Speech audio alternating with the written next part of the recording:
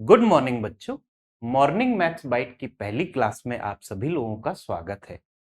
Morning maths bite जो series है उसमें डेली सुबह आपको एक क्लास मिलेगी जिसमें हम लोग या तो कोई बहुत बेहतरीन सा कंसेप्ट डिस्कस करेंगे या फिर कोई बहुत बेहतरीन सा शॉर्ट ट्रिक डिस्कस करेंगे या फिर एक्चुअल एग्जाम के क्वेश्चन सॉल्व करेंगे। तो आज है इसकी पहली क्लास और इस सीरीज की शुरुआत हम लोग कर रहे हैं एग्जाम के एक एक्चुअल क्वेश्चन से। अब जैसा कि आपको पता है कि पीओ एग्जाम में प्री में जनरली एक ऐसा सेट आता है जो केसलेट डीआई का होता है जिसमें डेटा पैराग्राफ की फॉर्म में दिया होता है और हमें उसको हल करना पड़ता है। तो वहीं से हमारी शुरुआत है। एक बार जरा हम ये देख लेते हैं 2022 में पूछा गया एसबीआई पीओ प्री एग्जाम का ये सवाल है। एक बार आप जरा इसे देख लीजिए। मैं हट जाता हूं स्क्रीन से। वीडियो को आपको यहीं पे पॉज करना है, यहीं पे पॉज कर लीजिए और उसके बाद ट्राई करिए, तभी आगे बढ़ना है। और अगर किसी बच्चे को हिंदी में ट्राई करना है तो अगली अगली स्लाइड पे हिंदी में भी है। यहीं पे आप पॉज करके ट्राई करिए और जब हो जाए या पता लगे नहीं हो पा रहा है तभी आगे बढ़ना है। ओके, चलिए। आई होप कि आप लोगों ने ट्राई कर लिया होगा। अब बढ़ते हैं आगे। तो बच्चों इस वाले सेट में हमारे पास दिया क्या है? इस वाले सेट में हमारे पास दिया है कि दो कंपनियां हैं जो घड़ियां बेचती हैं, सोनाटा और टाइटन। उन्होंने 4 महीनों में कितनी कितनी घड़ियां बेची उसका डेटा है। फरवरी, मार्च, अप्रैल, मई।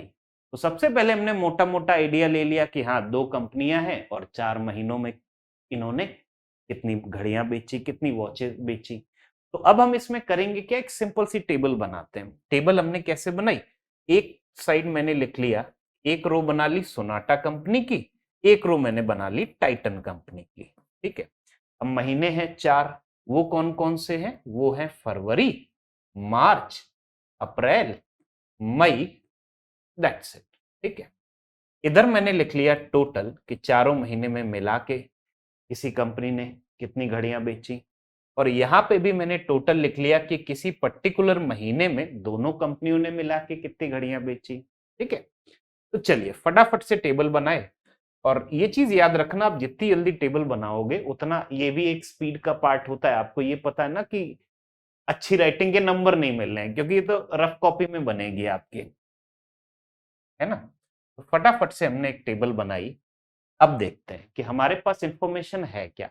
सवाल में लिखा है कि दोनों कंपनियों ने मिला के चारों महीनों में टोटल इतनी घड़ियां बेची हैं, 3,900। तो हमने 3,900 लिख लिया यहाँ पे, जो इस तरफ भी टोटल के सामने, इस तरफ भी टोटल के सामने। अब अब एक काम करते हैं, कुछ स्पेसिफिक चीजों पे जाते हैं। जैसे ये लिखा हुआ है टाइटन ने 1700 वॉचेस बेची हैं चारों महीनों में मिला के। तो 3900 में से 1700 वॉचेस किसकी हो गई? टाइटन की हो गई। बची हुई किसकी होंगी? सोनाटा की होंगी। तो 3900 में से 1700 घटा दो। सोनाटा ने टोटल कितनी घड़ियां बेची? 2200। अब आपको यहां पे वो वैल्यू रखनी है जिसे आप डायरेक्टली रख सकते हो। शुरुआत वहां से करो जिसे आप डायरेक्टली रख सकते हो। कैसे? एक बार जरा ये बताना। अब इसके बाद हम क्या चीज डायरेक्टली रख सकते हैं? जो इंफॉर्मेशन डायरेक्ट दी गई है उसी की मदद से हम आगे बढ़ेंगे। पूरा सेट देख लिया फिर से। तो डायरेक्टली हम क्या रख सकते हैं? जैसे ये लिखा है Sonata sold 500 watches in February. तो सोनाटा ने फरवरी में 500 घड़ियां बेची। अब इसका हम इस्तेमाल, इसका हम हेल्प कहां ले सकते हैं?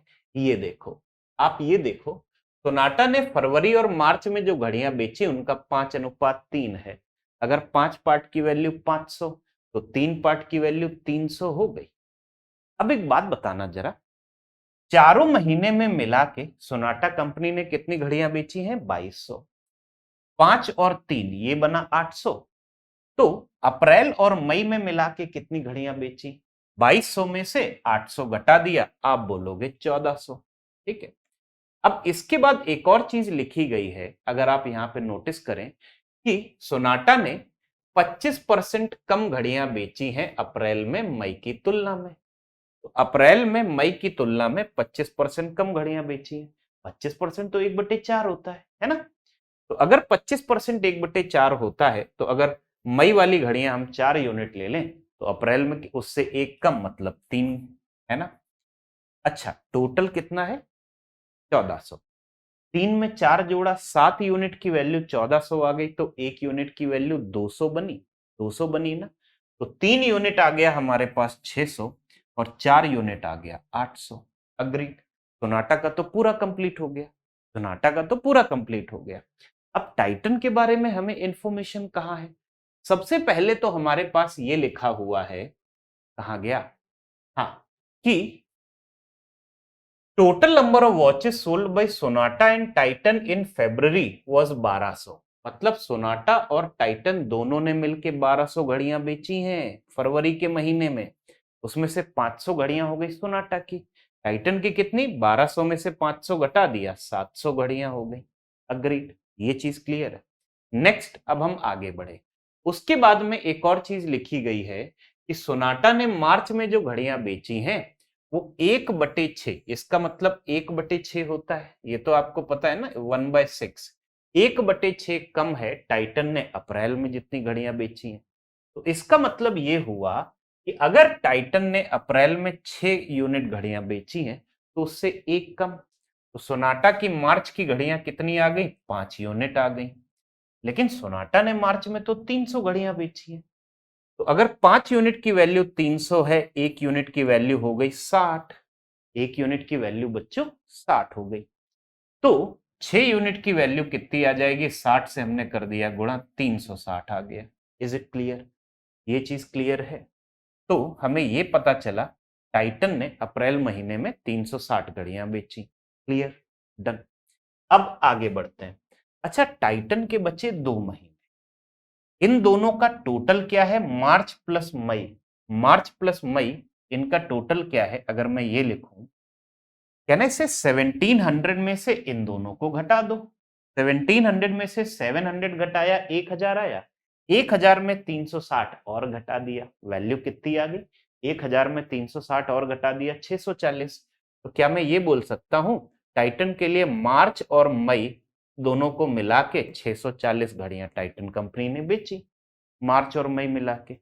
अब एक और पॉइंट दिया गया है लास्ट वाला कि टाइटन ने मई में जो घड़ियां बेची हैं वो 340 ज्यादा है मार्च से। तो एक काम करते हैं, मई की घड़ियां ज्यादा हैं तो मई की घड़ियां ज्यादा हैं मार्च से 340।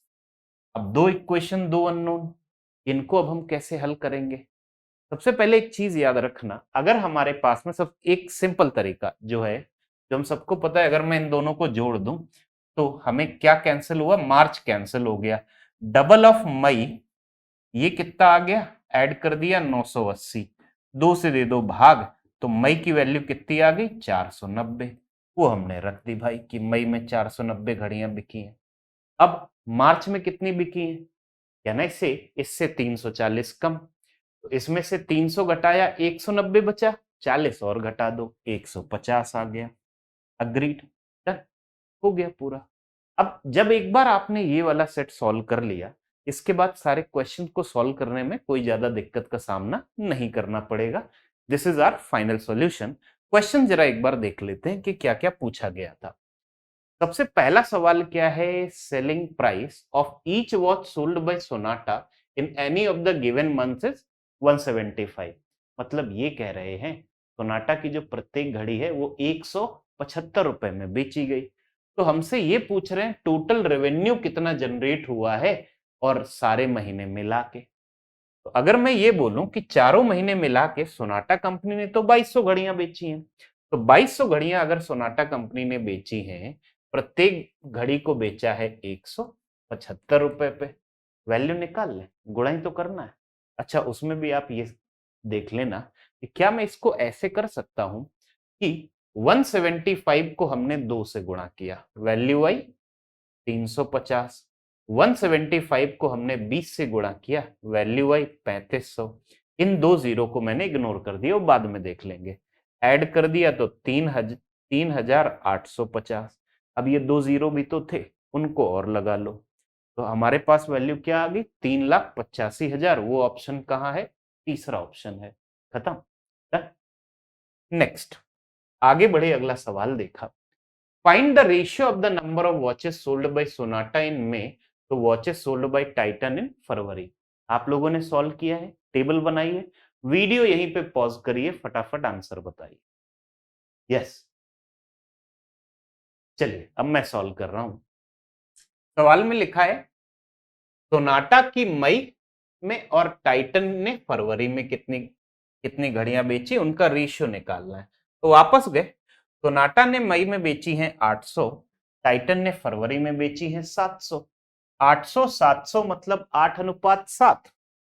8:7, जरा फटाफट से तीसरा ऑप्शन हो गया। डन, खत्म, सिंपल। यहाँ मेन चीज तो वही थी, आपको ये पता लगाना था प्रत्येक महीने में कितनी घड़ियां बिकी, उसके बाद केसलेट इज इजी। आगे बढ़े। Average number of watches sold on April May and June by Titan 390। अच्छा, हमारे पास डेटा तो मई तक का है ना, जून तो नया महीना आ गया। तो अगर अप्रैल मई और जून का औसत 390 है तो जून की घड़ियां आप बता सकते हो ना टाइटन की।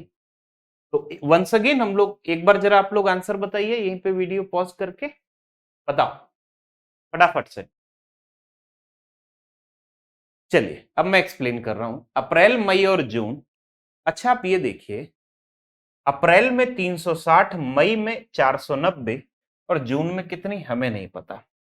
आप इसमें क्या कर सकते हो, अगला सवाल है हमारे पास, अप्रैल में टाइटन कंपनी ने घड़ियां कितनी बेची हैं 360, मई में 490 और जून में कितनी घड़ियां बेची हैं पता नहीं, वही हमें पता लगानी है। अच्छा, इन तीनों का औसत हमें दिया गया है 390, तो जून की वैल्यू, पहला तरीका हमारे पास क्या होता है, वो ये है कि इन तीनों का टोटल कितना हो जाएगा तीनों महीने का, तो औसत को 3 से कर दो गुणा, 1170। अब इसमें से अगर हमें जून महीने की वैल्यू निकालनी है तो इसमें से इन दोनों को घटा दो। तो अगर मैं एक काम कर दूं, इन दोनों को प्लस कर दूं सबसे पहले कि इनका टोटल बना कितना। 60 में 90 जोड़ा 150 का 50 लिख लिया, एक हासिल लगा, 3 4 7, एक हासिल वाला 8 आ गया। तो हम क्या करेंगे, 850 उतना हमने माइनस कर दिया, तो हमारे पास वैल्यू आई कितनी, ये वैल्यू आ गई 320। एक अप्रोच तो ये रही।